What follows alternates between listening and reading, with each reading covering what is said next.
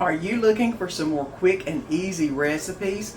Well, you come to the right place. I have got you 4 quick and easy recipes that I think are truly amazing, and your family will too. Hey friends, my name's Susan, and welcome to my home. Today I've got you 4 easy, quick and easy recipes that I made this week. They were so good. You're going to love them, and you're going to love how easy they are. So come on, let's get our ponytails up, and let's get to making some quick and easy recipes your family's going to love. So come on, let's get to cooking.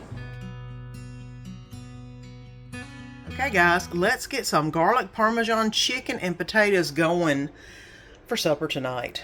I have got 2 chicken breasts. They were big ones that I've cut up into bite-sized pieces. I've got some minced garlic that we're going to be putting in. I've got this Parmesan garlic wing sauce. And I've got some of my homemade chicken spice. I will list that recipe down below because it is some of the best chicken spice you can make. A little bit of paprika.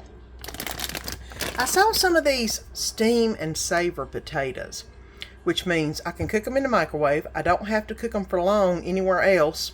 And to me, that's a win-win. I've also got some pepper back there I'm going to be using. Mozzarella and some butter is going in this recipe. So let's get everything in the pan and get some cooking going on. And let's go ahead and get this recipe started. It calls for about 2 tablespoons of oil, which I forgot to tell you. We need a little bit of olive oil, or oil of your choice. I'm going to pour a little bit in there, not much. And go ahead and let that get heated up so we can cook some chicken. Now I've let that warm up a good little bit. I'm going to go ahead and add in all of the chicken that I diced up bite-sized. Are going in, and woo, definitely nice and hot. So let me get that cooking up just a minute. I'm going to cover it first though. Now I'm kind of doing a cheat on this recipe. Y'all know that's how I do. This was a recipe you're supposed to do in the oven, and I'm not turning my oven on. It's too hot. That's why I got these steam bag potatoes. And I'm going to put them in here. And then I'm going to have to go in and cut them up here in a second, because the recipe does say to cut them in half. So that's what I'm doing, and I'm using a pair of scissors to do it with. Like I said, I'm showing you how to cheat on a recipe. We're going to turn a sheet pan recipe into an oven top recipe and make it really quick. I went ahead and put these potatoes in the microwave for 8 minutes, which is what it calls for. And now I've got all of them done. I've got a couple really big ones, which I think I'm going to cut them in 4s. And the rest of them are looking really good. There we go. Look at that. I've got chicken. I've got potatoes. Now all I got to do is get the rest of it in the pan. It calls for 2 tablespoons of butter that are going in the pan right now. That's so good. And it also calls for some chicken spice. It calls for 1½ teaspoons of poultry seasoning, which y'all know. This is my homemade chicken spice that I make all the time. I'm going to put some of that on here. It says to sprinkle it over both the potatoes and the chicken, and yeah, that's what I'm doing. It also calls for some paprika. I'm not as big on paprika. I might put just a little bit on it. But, you know, that chicken spice is all I think you would need on this. It does call for some garlic, 2 cloves of garlic, which is, I'm using minced garlic, and that's going in. And then we're going to give all this a good stir up. I did pour some of the extra water off the chicken after I had it in the pan for a little bit, because it did produce quite a bit of water, and I didn't want all of that. I wanted to be a little bit drier. That way it would cook everything, and I could get the butter infused in all of the goodness in here. So I'm going to go ahead and let this saute for just a minute, and then I'll bring you back. Now I've got all the spices and the garlic infused and everything. I'm going to add in a 1/2 cup of the Parmesan garlic chicken wing sauce, which looks amazing. I'm going to go ahead and put that on real quick. and get that all mixed into all the different flavors. This is probably going to be so simple, easy. The potatoes took 8 minutes. The chicken took the same amount of time, so put the potatoes in while you're cooking your chicken. And then you don't have to worry about heating up your oven unless you want a sheet pan meal, which I don't, because you still have to put it in a skillet to do all this with it. And I'm like, no, we'll just do it all in the skillet. Okay, here we go. And that is looking really good. The next thing it says is to turn off the heat and add some mozzarella to the top, and you've got a meal. Sounds like a winner to me. The heat is off. Let's put some mozzarella on top of this bad boy. It calls for a cup. Yep, 1 cup. And you know me, I'm going to do a generous cup. I'm going to eyeball it because that's just the way I am. And get all of this completely covered in some wonderful mozzarella.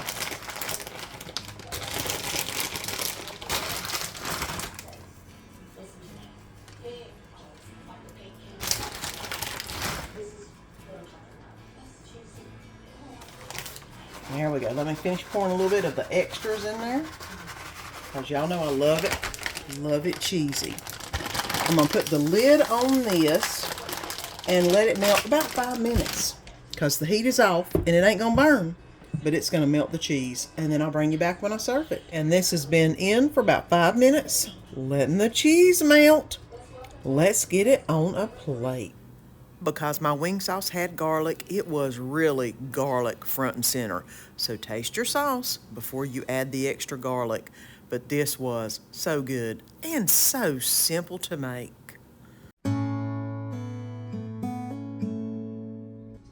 It's time for supper, guys, and let's make some nacho cheese beef wraps. I've got just about everything for the recipe, so let's see what we need. I've got some taco seasoning. I've got some paste nacho cheese sauce, some rotel, Mexican lime and cilantro, of course, what I love. Got some onion, some Mexican cheese or Fiesta Bend cheese. I've got some sour cream. I've got some big burrito grande flour tortillas. And I've also got some hamburger meat that I have browned and drained in the pan. So let's go ahead and add a few things to the pan and get this nacho cheese wrap started up. And since I've already got this browned up and drained, I'm going to go ahead and add the onion in. Y'all know I use Vidalia onions. They're my favorite onion. This is about half of a large Vidalia onion. It costs for, I think, half a cup. This is probably close or even more than that. So I'm going to go ahead and get this in the pan and let this start to heat up and become opaque. Well, this can't be much easier. I've browned it up a little bit. I'm going to add in the equivalent of 1 packet of taco seasoning mix. I'm going to add in the can of rotel to the pan. And stir that up. It's a little bit hot because I let it get too hot, but that's okay. It's going to be wonderful. Just cool down just a little bit. Normally I would put a little bit of water in this after I add the taco meat, the taco mix that is seasoning, but the rotel has got water in it. And I'm just basically letting it cook into the meat now with just the juice from the rotel. The next thing we want to add in is the nacho cheese sauce. And I've reduced this down to a low, so hopefully it'll cool down a little bit. And I'm just going to pour it on. Look at that. Goodness. Get everything out of the container. This is the medium because y'all know Danny and I love a little bit of spice. And I'm going to go ahead and mix this in with the meat. And get this all incorporated. And then it'll be time to make us some wraps. So let me get this mixed up and I'll bring you back when I make the wraps. Let's get to making a burrito. I've got my large flour tortilla. I'm going to go ahead and add in a good size scoop of the mix into the very middle of it. Because y'all know, love it, love it, love it. Okay. Now I am going to add a little bit of cheese in the middle. Not that it's not cheesy enough, but y'all know I love me some cheese. Here we go. Now I'm going to basically roll it like I would a burrito, which is pull it back basically, flip the ends in, which is what I'm doing. Trying to keep everything together as best I can, and then roll it. There you go. I've got a wrap. Let me get a few more made, and then I'll show you what we're going to do next. And I wound up making about 5 overly stuffed burrito wraps. And this pan is getting nice and hot. This is a non-stick pan, so I can put whatever in there and it never sticks. And I'm going to go ahead and set these in here and let them start getting brown on both sides. And then I'll bring you back whenever they're done. While those were browning up, sous chef Buddy came in to help. He was looking for any remnants that was on the floor that he might could lick off for me. But yep, there's my baby boy. He says hey to everybody. And Danny just wanted one to start with, because you know, they're decently sized. I'm going to go ahead and spread a little bit of sour cream on top of this and put some more cheese in the mix. Why not? Cheese is always really good. And this is piping hot and it's ready to eat. And you talking simple. This meal was so simple and had the best flavor. I tell you what, that nacho cheese was the bomb. This was so good. I know you're going to love it, and I know your family will too, because this was amazing. It's supper time again, guys, and it's time to make some velvety pastalaya. I've got some onion, some minced garlic, some browning seasoning, some rotel, Mexican, lime, and cilantro. Got some Creole seasoning, some Slap Your Mama, cream of chicken, cream of mushroom.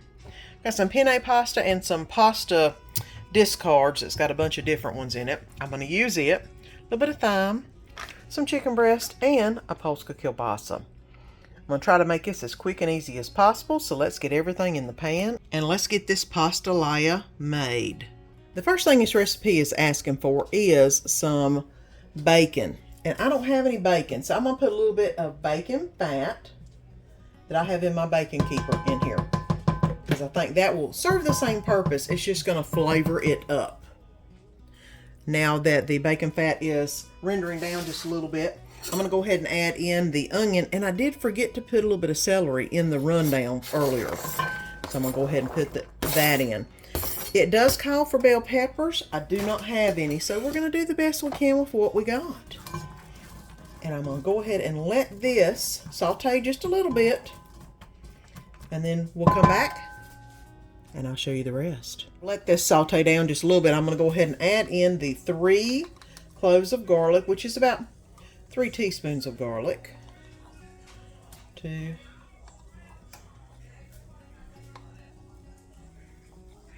3. There we go. And let this incorporate into all the good onions and celery. This is on a medium-high, because it takes forever for these pans to get hot, but once they get hot, they get really hot. Got that going on. All right. Now with this, I'm going to go ahead and add in the sausage. It says not to add the chicken in yet, but this is already cooked sausage, so I don't understand why not. In fact, I'm going to go ahead and add it in, because it makes no sense in the recipe. If that was not a cooked sausage, I could understand it, but it's a cooked sausage. So I'm going to go ahead and get this stirred in and let this start cooking and cover it. It says for about 15-20 minutes. We will see. I'm going to see how long it takes for the chicken to get done, which I'm sure is not going to be that long. So let's go ahead and get this covered, and then we'll keep on cooking. Okay, and I've let this cook just a few minutes. The chicken is already completely boiled nicely. We've got lots of juices going on down there. I'm going to go ahead and add in some Creole seasoning.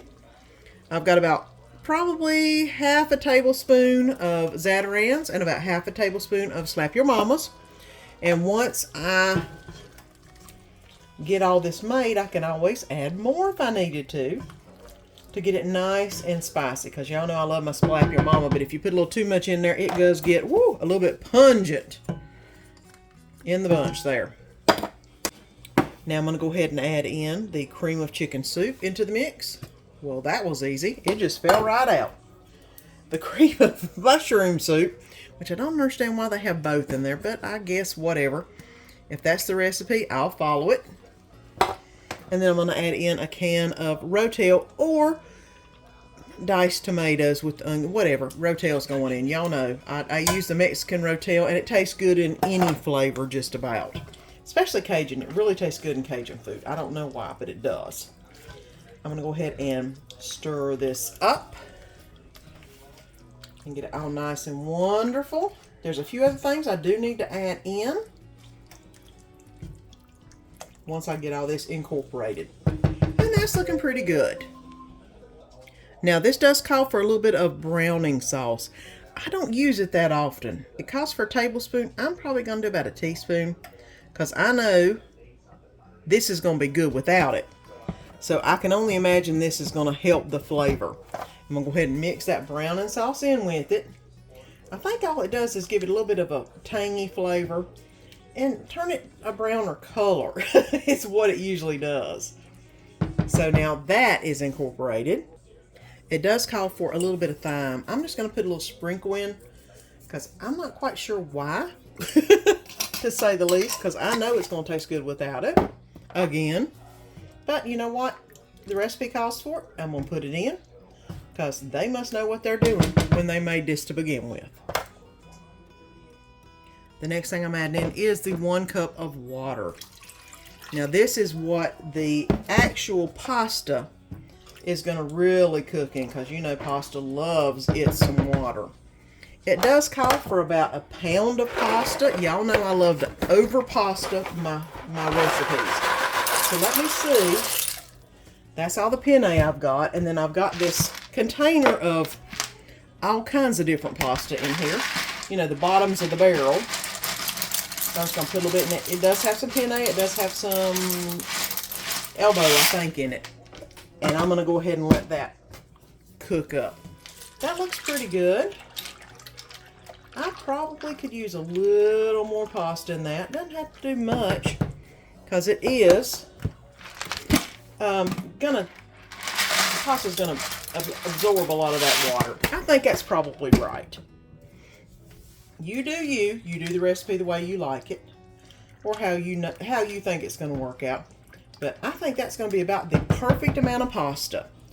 We do need to cover it and place it on a medium. Well, it's saying to put it in the oven, but you know I ain't gonna do that. It's on a medium. I'm going to go ahead and cover it and give it about 10 to 15 minutes. And we're going to see what it looks like because y'all know I don't want to turn my oven on. It's summertime. And this is going to do just as well on the oven top without the oven being on. So let's get it cooking. And after this cooked for just a little bit, look at all these noodles. Look at how beautiful that looks. I can't wait to get it in a plate or a bowl and see how this tastes and see if we need to add any extra spices. This was amazing, guys. It was the perfect amount of spice. It was so good. Lots of protein in it. The noodles were perfect. And it was so easy. Y'all saw how easy that was. This is worth the effort. Tonight I'm going to make something to put on the grill. Wicked Awesome Chicken is the name of it. And it only has a couple ingredients. Some Dale's, some barbecue sauce of your choice, Italian seasoning, and hot pepper or hot sauce, whichever one you like. I'm going to try the poblano because y'all know I love it. It's mellow. It's not too spicy. It's just so good. And of course I've got 4 chicken breasts ready to be marinated. So let me go ahead and get this mixed up and show you what I put in the bag.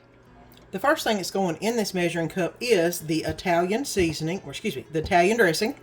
I'm going to put in about 1 cup of Italian dressing in the cup.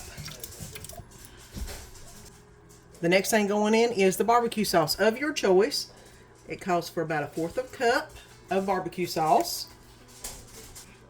My favorite seasoning, Dale's seasoning, is going in next. About 1/4 cup is going in.